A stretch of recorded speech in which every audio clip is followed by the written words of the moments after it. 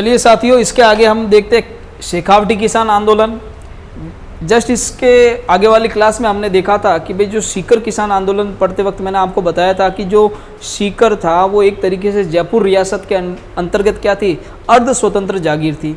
इस प्रकार आप इस शेखावटी किसान आंदोलन में भी देखोगे तो अलग अलग ठिकाने हैं और वो सारे के सारे किस रियासत के अंडर में अर्ध स्वतंत्र है, जयपुर रियासत के अंडर में। और यहाँ पर आपको मुख्य रूप से जो 5 ठिकाने हैं उनके नाम याद रखने हैं। शेखावटी किसान आंदोलन के समय में अगर हम बात करें तो शेखावटी क्षेत्र में 5 ठिकाने थे जिनको पंचपाण कहते थे। क्या कहते थे? पंचपाण कहते थे। और इन पंचपाणों के नाम आपको पता होने चाहिए। बिसाऊ ठिकाना, डुंडलोद ठिकाना, मालासर ठिकाना, मंडावा ठिकाना और क्या है, नवलगढ़ ठिकाना। ये 5 जो ठिकाने थे वो इनको क्या कहा जाता, पंचपाणे कहा जाता था। इसको आपको रट लेना है, याद कर देना है। क्या है? बिसाऊ, डुंडलोद, मालासर, मंडावा और नवलगढ़ ठिकाना। ये 5 के 5 क्या कहलाते थे? पंचपाणे कहलाते थे। और यहाँ पर अधिकांश जो किसान थे वो आपके क्या थे, जाट ही थे। तो जाट किसानों का वर्चस्व सीकर में भी है और शेखावटी क्षेत्र में भी है। अब देखिए, इन पर जो टैक्स वगैरह लगाए जाते थे तो इससे किसान क्या थे, एक तरीके से नाराज थे। और किसानों ने इसकी शिकायत किससे की है? जयपुर रियासत से इसकी शिकायत भी की। तो 1924 में जो ये जाट किसान है वो कहाँ पर, जयपुर रियासत से इसकी शिकायत करते हैं। यहाँ तक अगर आप देखोगे तो आपको थोड़ा सा इसका ओवरव्यूज पता चल जाएगा कि शेखावटी किसान आंदोलन की शुरुआत जो हो रही है वो 1924 से हो रही है और ये लगभग 1947 तक शेखावटी किसान आंदोलन चल रहा है। शेखावटी किसान आंदोलन में आपको पंचपाण के बारे में याद होना चाहिए। और पंचपाण क्या है, 5 ठिकाने थे जिनको बिसाऊ, डुंडलोद, मालासर, मंडावा और नवलगढ़ के नाम से जाना जाता था। यहाँ पर अधिकतर जो किसान थे वो क्या थे, आपके जाट किसान थे। 1924 में लगभग 1924 में ये क्या कर रहे हैं, जयपुर रियासत से इस जो किसान हैं किसानों के प्रति ठिकानों का जो व्यवहार है उसकी शिकायत की जा रही है जयपुर रियासत से। 1925 में क्या कर रहे हैं, ये अपने एक किसान नेता राम सिंह, उनकी अध्यक्षता में ही एक समिति का गठन कर रहे हैं किसान। और वो कहाँ पर कर रहे हैं, बगड़ में कर रहे हैं। देखिए, आपको पता होगा कि जब हमने सीकर किसान आंदोलन पढ़ा था तो उसमें ठाकुर देसराज का नाम हमने देखा था। और ये ठाकुर देसराज जो है किसान नेताओं से संबंधित है और किसान नेताओं मतलब जो किसान हैं उन किसानों के मुद्दे उठाने में ये सबसे आगे रहते हैं। अब अगर यहाँ पर देखोगे तो 1931 में ही शेखावटी क्षेत्र में भी जो दूसरी कई सारी ठिकाने थे उन ठिकानों के किसानों को ठाकुर देसराज क्या कहते हैं कि भाई वहाँ के जो किसान हैं उन किसानों को कहते हैं कि भाई आप यहाँ पर लगान देना बंद कर दो। जो लगान है वो अप्रिय तरीके से लिए जा रहे हैं, लगान बहुत ज़्यादा लिए जा रहे हैं। तो उनके विरोध में ठाकुर देसराज जो किसान हैं उन किसानों को क्या कहते हैं, लगान देना बंद करने के बारे में कहते हैं।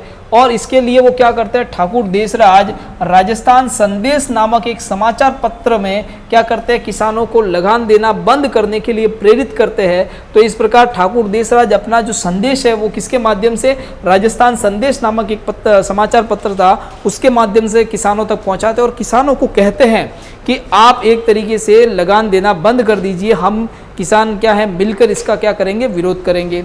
इसके आगे अगर हम बात करेंगे तो इस शेखावटी किसान आंदोलन में ही आपको 2 महत्वपूर्ण घटनाओं के बारे में पता चलना चाहिए या 2 महत्वपूर्ण घटनाओं के बारे में याद होना चाहिए। तो एक तो है आपके कटरा थल सभा, ठीक है। तो ये कटरा थल सभा कहाँ हुई थी, इसका संबंध शेखावटी किसान आंदोलन से इसका संबंध है। और कौन कौन से गांव से संबंधित है, तो बेसाना और बेसाऊ गांव से संबंधित है। तो उस समय क्या था, देखिए अगर हम बात करें शेखावटी क्षेत्र में ही 2 गांव थे और उन 2 गांवों का नाम अगर मैं बताऊं तो वो है आपके एक तो बेसाना और बेसाऊ। तो बेसाना और बेसाऊ गांव में जो महिलाएं थी उन महिलाओं के प्रति जो ठिकानों का व्यवहार था वो बहुत ही अमानवीय व्यवहार था। खुद में जो महिलाओं के प्रति प्रताड़ना हो रही है उसके विरोध में कटरा थल नामक एक स्थान है, वहाँ पर सभी महिलाएं क्या करती है, एक सभा का आयोजन करवाती है। और लगभग इस सभा में कितनी 10,000 महिलाएं सम्मिलित होती है। और इस 10,000 महिलाओं का जो सभा है वो कहाँ पर हो रहा है, कटरा थल स्थल पर हो रहा है, इसलिए इसको क्या कहा जाता है, कटरा थल सभा। तो मुख्य रूप से कहा जाता है कटरा थल सभा कौन सी तारीख को हुई, तो याद रखिएगा 25 अप्रैल 1934 को। इसका नेतृत्व जो किया जा रहा है वो सरदार हरलाल सिंह जो किसान नेता हैं उनकी पत्नी के द्वारा किया जा रहा है और उनका नाम है किशोरी देवी। तो प्रश्न बनता है कटरा थल सभा का प्रश्न बनता है कटरा थल सभा है उसका नेतृत्व किसके द्वारा किया जाता है, तो नेतृत्व हरलाल सिंह की पत्नी किशोरी देवी के द्वारा किया जाता है। देती है मुख्य रूप से उत्तमा देवी। कौन भाग लेती है साथियों? उत्तमा देवी। और अगर उत्तमा देवी की बात की जाए तो ये उत्तमा देवी ठाकुर देशराज की क्या है? पत्नी है। तो ठाकुर देशराज की पत्नी उत्तमा देवी भी 10,000 महिलाओं का जो सम्मेलन हो रहा है कटराथल में, उसमें भाग लेती है। साथ में इस सम्मेलन का जो नेतृत्व कर रही है वो कौन है? किशोरी देवी हरलाल सिंह की पत्नी है ये। और यहाँ पर मुख्य रूप से सभा करने का कारण क्या है? कारण ये है कि बेसाणा और बेसाऊ जो गांव है, उन गांवों में महिलाओं के प्रति व्यवहार, अमानवीय व्यवहार किया जाता था। उसी अमानवीय व्यवहार के विरोध में क्या किया जा रहा है? कटराथल नामक स्थान पर 25 अप्रैल 1934 को एक सभा का आयोजन करवाया जा रहा है। इसके आगे की बात करें हम तो जयसिंहपुरा की बात है, और जयसिंहपुरा में एक हत्याकांड होता है और वो है 21 जून 1934 को ये हत्याकांड होता है। यह हत्याकांड किस प्रकार से होता है तो इसको आप देखिएगा। जयसिंहपुरा एक गांव है, इस जयसिंहपुरा गांव में ही किसान सभा का आयोजन करवाया जा रहा है जाट किसानों के द्वारा।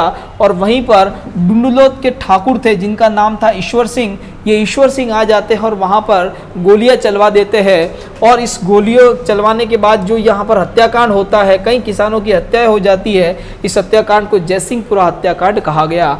और मुख्य रूप से राजपूताना में इस जयसिंहपुरा हत्याकांड जो था उसके विरोध में जयसिंहपुरा शहीद सप्ताह मनाया गया।